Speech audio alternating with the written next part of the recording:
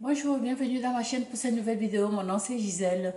C'est un plaisir pour moi de vous accueillir. N'oubliez pas de vous abonner, de liker la vidéo et surtout de la partager. Vous participez au débat à la fin de la vidéo s'il vous plaît.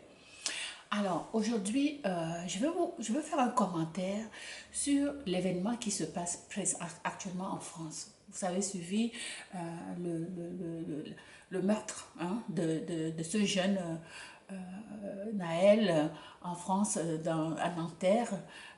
La police a tiré sur lui, donc on considère que c'était un geste délibéré de la part du policier qui a tiré sur ce jeune homme, puisque les avis ou bien leur version des faits sont contradictoires, ok?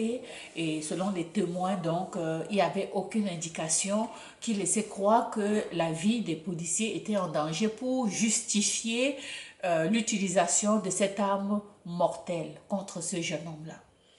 Alors, il n'avait que 17 ans. Il était le fils unique à sa mère. Ok? Un enfant chéri de ses parents. Vous comprenez qu'aujourd'hui, les parents sont en deuil. Les parents sont... C'est un vide que personne ne pourra jamais remplacer. Un vide que il faut vivre ce genre de situation pour comprendre à quel point la blessure, pour comprendre à quel point la douleur est profonde. Donc, c'est une peine qui vient dans le cœur et tu sens ton cœur qui s'enfonce. Ok? Donc, ces parents-là ne s'attendaient pas à ça. Ton enfant sort, comme d'habitude, tu t'attends à ce qu'il revienne à la maison, comme d'habitude. Et on t'appelle pour te dire il est décédé. Donc, quand j'écoutais l'audio de la maman qui appelle sa maman à elle, la maman du jeune à elle qui appelle sa mère, dont la grand-mère du jeune homme, pour dire, maman, on vient de m'informer que Naël est décédé. Et c'était l'effondrement total, l'effondrement de toute la famille.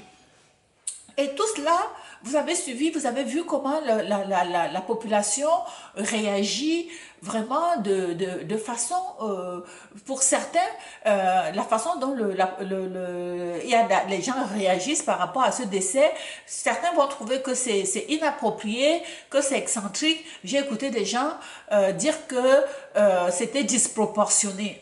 Je pense pas, je dis pas que je suis en accord avec la casse, je suis pas du tout d'accord avec cette façon de procéder parce que dans le fond, ça ne va pas faire revenir Naël. Il va pas revenir parce qu'on a fait ça, ok? Mais je pense que c'est une façon, c'est un ras-le-bol pour la jeunesse. Parce que ce que j'ai compris, c'est que parmi les gens qui sont en train de casser partout, c'est des jeunes. C'est des jeunes aussi de cet âge-là. C'est des jeunes de 15 à 17, 18 ans. C'est pas des vieux.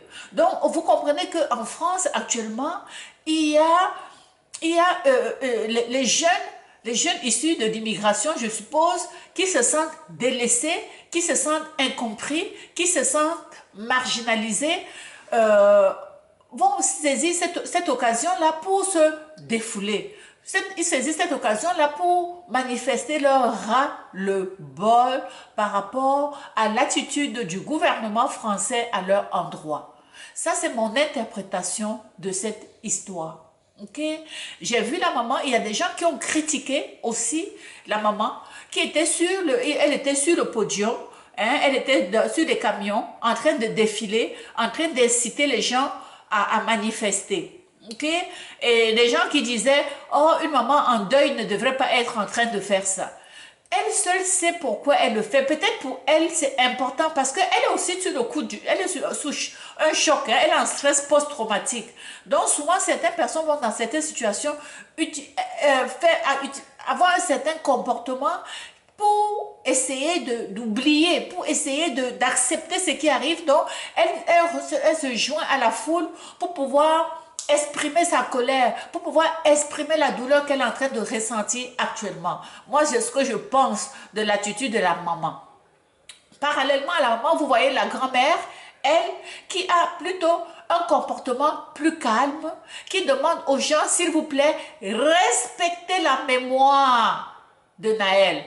Respecter la mémoire. Respecter la mémoire de Naël, ça veut dire quoi? Ce que cette maman veut dire, c'est quoi? Ce que cette grand-mère veut dire, c'est quoi? C'est que si les gens continuent à casser, au lieu qu'on prenne le temps de digérer ou bien de condamner le geste de la police, les gens vont plutôt maintenant condamner la casse. Donc on ne prend pas le temps de vivre le deuil de ce jeune-là avec sa famille. Donc c'est plutôt la casse. On ne parle que de la casse. On ne parle même plus de Naël. On ne parle même plus de la raison pour laquelle les gens sont en train de casser. On parle plutôt de la casse, de l'impact de cette casse, de l'ampleur de la casse. C'est de ça qu'il s'agit maintenant dans le monde. Parce que les images sont diffusées partout. Ok? Et la grand-mère appelle au calme. Elle dit, s'il vous plaît, calmez-vous. Il ne reviendra plus. Ce qui est arrivé est arrivé. Je suis en peine moi-même.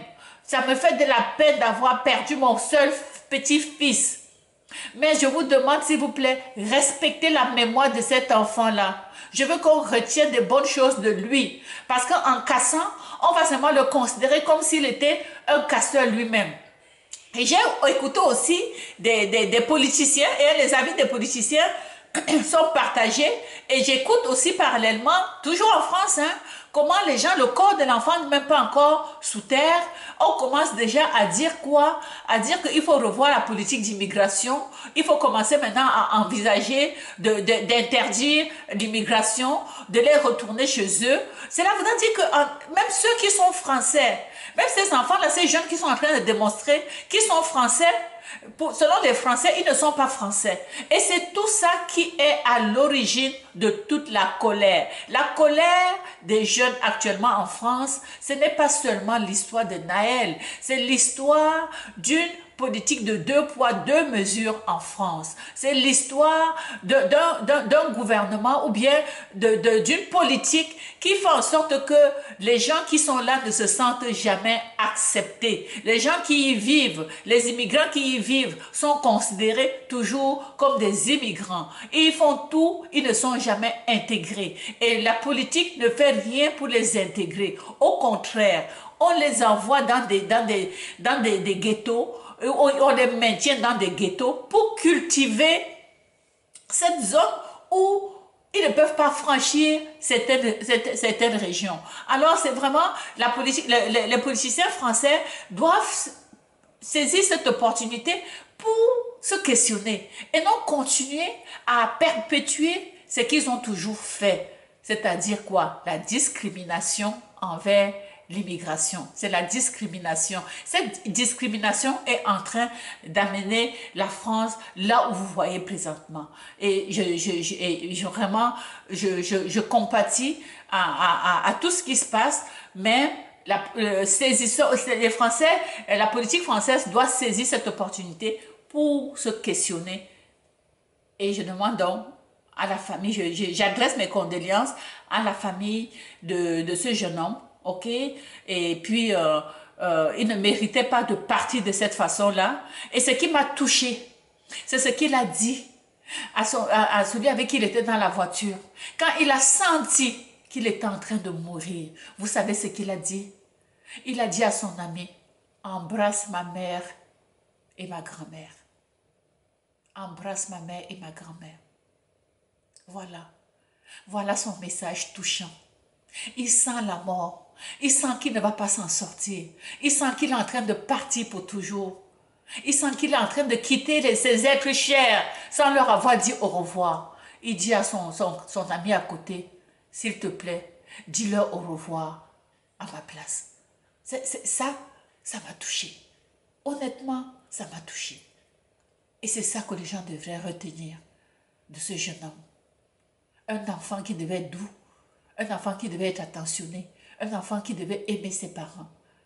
Et parce que c'est sur un geste d'amour qu'il s'en va, il dit à son ami, dis à ma mère, embrasse ma mère, embrasse ma grand-mère pour moi. C'est une façon de dire, je m'en vais et on va se retrouver là-haut. C'est sur ces mots que je vais vous quitter moi aussi, parce que je suis émue, vraiment, en me rappelant de ces derniers mots, les derniers mots de ce jeune homme.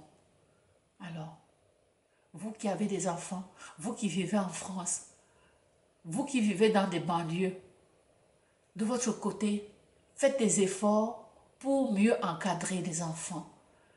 Oui, je sais, on me dit toujours que c'est difficile là-bas.